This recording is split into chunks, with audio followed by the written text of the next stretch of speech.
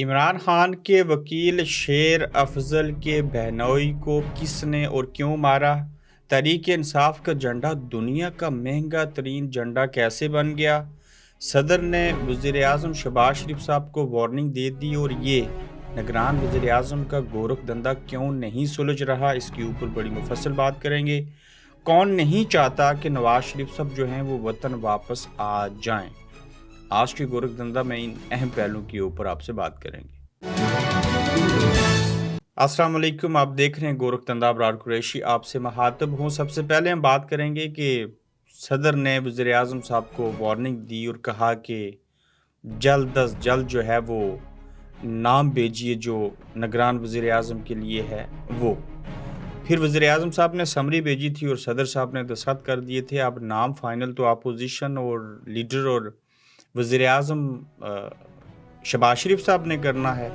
ये पहली बार ऐसे हो रहा है कि हुकूमत का दौरानिया ख़त्म हो चुका है, नया निगरान वज़ीर आज़म लगाना है, लेकिन पुराना वज़ीर आज़म ही अभी तक शहबाज शरीफ साहब वज़ीर आज़म है और अभी वज़ीर आज़म हाउस के अंदर दूसरी बार खाने चल रहे हैं। याशी करो, कौम का पैसा है, आपने कौन सा अपनी जेब से देना है। अब सदर और वज़ीर आज़म की वार्निंग और नाम से पहले क्या है कि ज़ाहिर है अपोजिशन लीडर राजा रियाज और शहबाज शरीफ साहब ने आपस में बात करके नाम फाइनल करना है। अगर ना हुआ तो अगली कंडीशन आपको बताते हैं।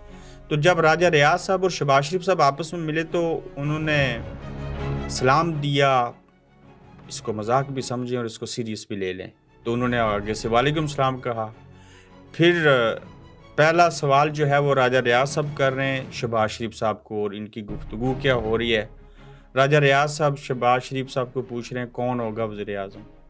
शहबाज शरीफ साहब कहते हैं कौन होगा वज़ीर आज़म, कब तक वज़ीर आज़म का नाम जो है फाइनल होगा। वो भी आगे से कहते हैं कब तक वज़ीर आज़म का नाम फाइनल होगा। फिर वो पूछते हैं कितने नाम है आपके पास। शहबाज शरीफ साहब पूछ रहे हैं कितने नाम है आपके पास। फिर राजा रियाज साहब ने कहा कि हमें तो मिलजुल के नाम फाइनल करना है। शहबाज शरीफ साहब फिर आगे से कह रहे हैं हमें तो मिलजुल के नाम फाइनल करने हैं। फिर राजा रियाज साहब कहते हैं कि मैं आपसे पूछ रहा हूँ कि कौन वज़ीर आज़म होगा और किसको बनाना चाहिए। शहबाज शरीफ साहब फिर कह रहे हैं कि मैं आपसे पूछ रहा हूँ कि कौन वज़ीर आज़म होगा और किसको बनाना चाहिए। क्यों?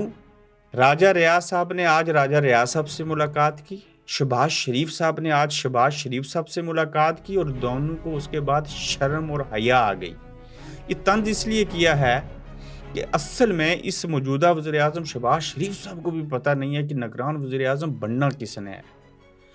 थोड़ा सा अगर इल्म है तो वो राजा रियाज साहब को इल्म है कि उनमें से एक कौन होगा, लेकिन वो एक का उनको भी नहीं पता कौन होगा, तीन में से पता है।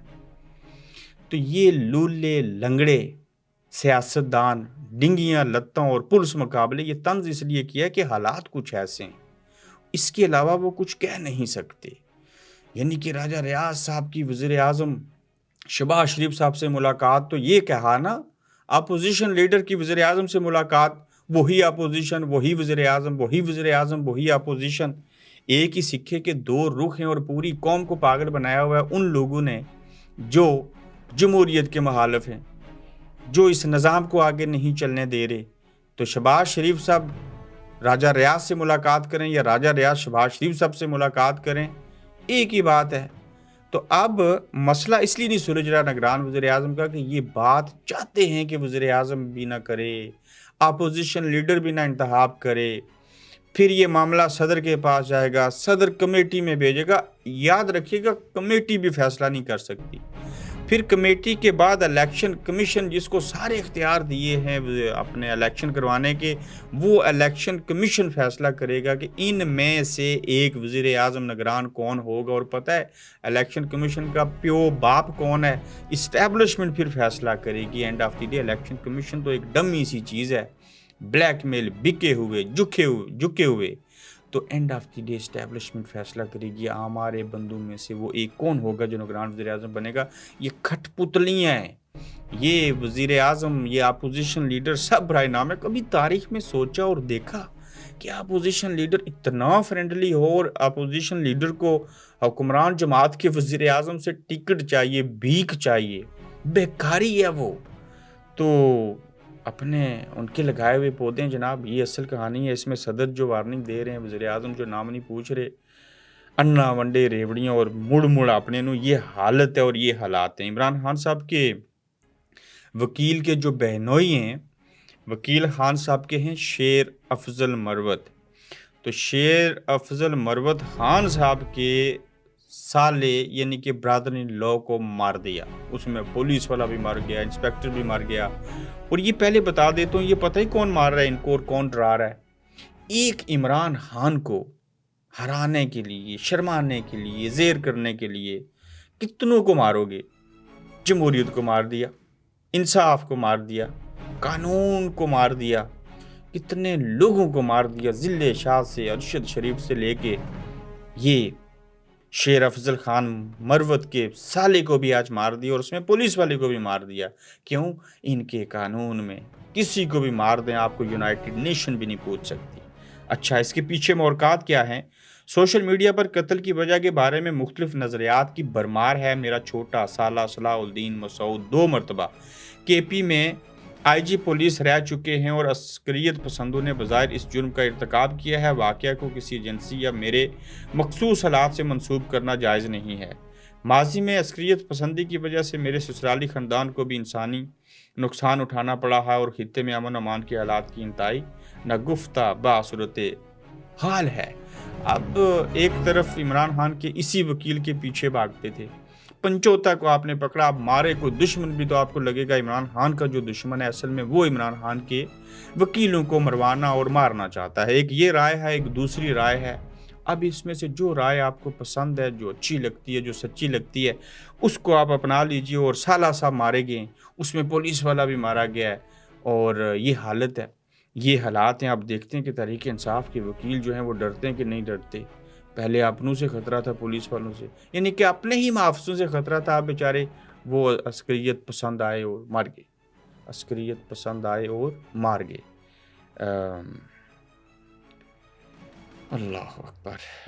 تحریک انصاف کا جھنڈا دنیا کا سب سے مہنگا ترین جھنڈا ہو گیا. وہ اس لیے ہوا کہ پچھلے سال ایک نوجوان تھا جو پنڈی کے ایک چوک کے اوپر جھنڈے بیچتا تھا. ہم نے اس کی ویڈیو بنائی تھی, اور اس سٹال کے اوپر جب 14 اگست جشن آزادی سے چند دن پہلے جھنڈے بیچ رہا تھا تو مجھے یاد ہے وہ ویڈیو بنائی تھی. آج میرے رپورٹر ہیں حسیب راجہ, جو اس کو ملے تو وہاں سے پتہ چلا کہ اس بار تو سٹال کے اوپر صرف اور صرف پاکستان اسلامی جمہوریہ پاکستان کا جھنڈا ہے, اور کسی پارٹی کا جھنڈا اس نے نہیں رکھا. ایون پیپلز پارٹی کا تھوڑے سے لوگ لے لیتے, نون لیگ کا کسی نے لینا تھا, اور پی ٹی آئی کے جھنڈے اس کے پاس زیادہ ہوتے تھے. اور اس بار پی ٹی آئی کا جھنڈا نہیں ہے.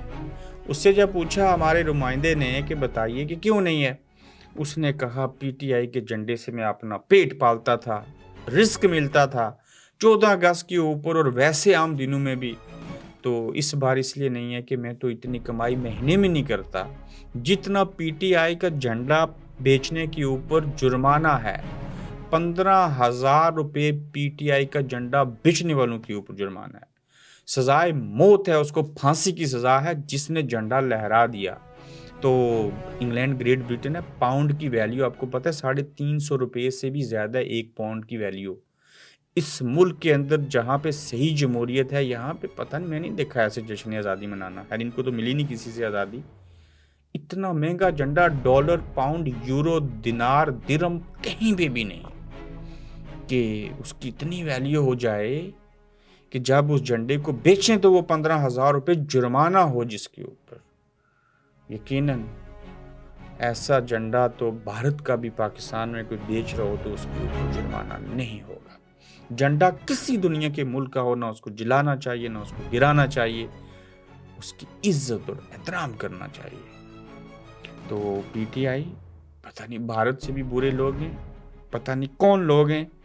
اب کون نہیں چاہتا کہ نواز شریف صاحب وطن واپس آ جائے.